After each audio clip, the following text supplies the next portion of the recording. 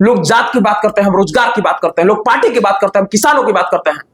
हम लोग विकास कैसे हो सकता है उस पर हम लोग चर्चा करने का काम कर रहे हैं। नमस्कार साथियों, जैसे दिल्ली में चुनाव खत्म हुआ, रिजल्ट आया, उसके बाद बिहार में राजनीतिक गलियारों में सरगर्मी काफी तेज होने लगा। और इसी बीच राहुल भाई से एक खास बातचीत होगी कि बड़हरिया विधानसभा से चुनाव लड़ना चाहते हैं, क्या इनका विजन है, क्या कुछ है, बदलाव करना चाहते हैं। और कई सारे वीडियो में तो ये बोलते हुए नजर आते हैं कि हम बिहार को बदलना चाहते हैं। चलिए सीधा बातचीत करते हैं। बहुत बहुत स्वागत है चैनल। बहुत बहुत धन्यवाद आपका और आपके सभी दर्शकों का मेरा किस तरह बिहार को बदलना चाहते हैं? देखिए, जिस दिन बिहार का दिशा और दशा बदलेगा ना, उस दिन सबको दिखेगा। जिस दिन बिहार के युवा बिहार से बाहर जाकर रोजगार ना कर कर अपने बिहार के अंदर रोजगार करेंगे ना, उस दिन हमारा बिहार बदल जाएगा। जिस दिन बिहार के युवा अच्छी शिक्षा के लिए बिहार से बाहर नहीं जाएंगे ना, उस दिन हमारा बिहार बदल जाएगा।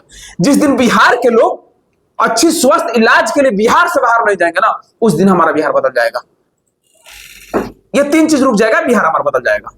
तो बहुत सारे ऐसे नेता हैं जो ये बोलते हुए नजर आते हैं। जनसुराज है, वो भी लगातार बोल रहे हैं कि बिहार बदलेगा, बिहार में रोजगार मिलेगा।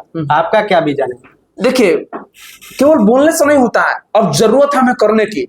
अब समय आ गया है कि ऐसे लोगों को मौका दिया जाए जिनके पास जनता आसानी से पहुंच सके। हम लोग ऐसे नेता को चुनाव जिता देते हैं पार्टी के नाम पर, जाति के नाम पर, जिनसे मिलना मतलब बहुत मुश्किल हो जाता है।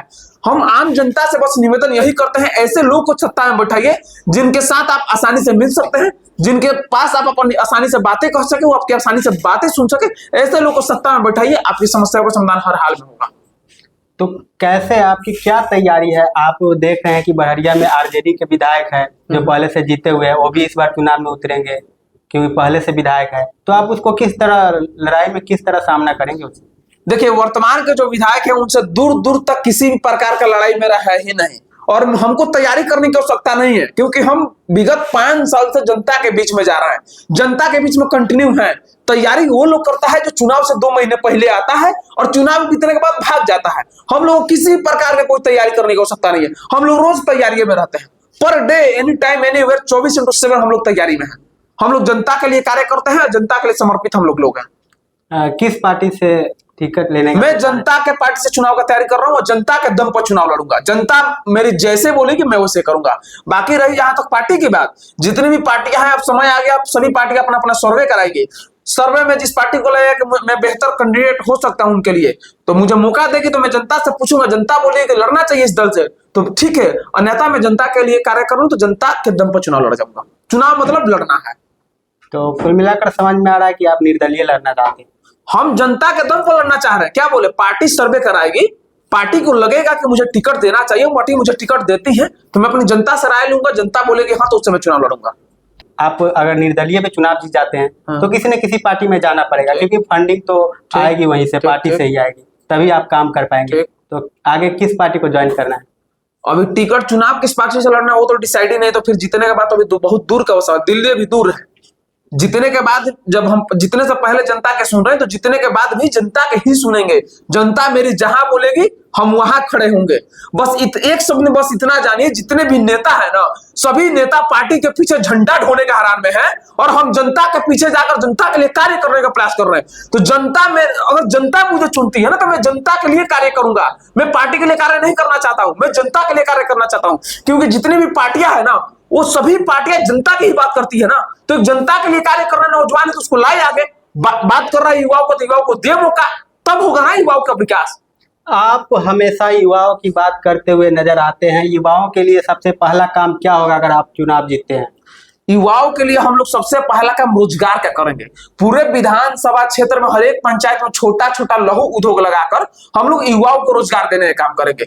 एक हमारे यहाँ यमुनागढ़ देवी मंदिर का पर्यटन स्थल है, जो कि बहुत सुप्रसिद्ध मंदिर है, उसको हम लोग पर्यटन स्थल में तब्दील कराने का काम करेंगे। जिस दिन हमारा यमुनागढ़ देवी मंदिर पर्यटन स्थल में तब्दील हो गया ना, वहां से डायरेक्ट और इनडायरेक्ट रूप से 1000 युवाओं को रोजगार मिलेगा सीधे। तो हम सबसे पहले युवाओं को रोजगार के लिए कार्य करेंगे। 75% केवल और केवल रोजगार, शिक्षा और स्वास्थ्य, इन 3 चीजों पर हम लोग कार्य करने का काम करेंगे। रोड नाला के ऊपर जब तक बिहार अपना नहीं उठेगा ना, 5 किलो अनाज के ऊपर नहीं उठेगा ना, तब तक बिहार का दिशा और दशा नहीं बदलने वाला है। हम लोग रोजगार की बात करेंगे, शिक्षा की बात करेंगे। जब वहां का युवा पढ़ लिख कर कामयाब होगा ना, तो अपना उसका क्या हक है, क्या अधिकार, वो अपना अधिकार जान सकेगा। पढ़ता लिखता नहीं, इसीलिए नेता सब भूतिया लेता है, सब जाति और पार्टी में बांट देता है सब। यही कारण है, यही कारण है कि जाति और पार्टी में बांट देता है सब। लोग जात की बात करते हैं, हम रोजगार की बात करते हैं, लोग पार्टी की बात करते हैं, हम किसानों की बात करते हैं। हम लोग विकास कैसे हो सकता है उस पर हम लोग चर्चा करने का काम कर रहे हैं। तो क्या तैयारी चल रही है चुनाव को लेकर? फिर तो बोल रहे हैं हम लोग तैयारी करना क्या है भाई, तैयारी तो वो लोग करते हैं जो जनता के बीच में रहते नहीं है। हम तो 24/7 जनता के बीच में रहते हैं। नेता पानी में पीता है ना तो फेसबुक को डालता है।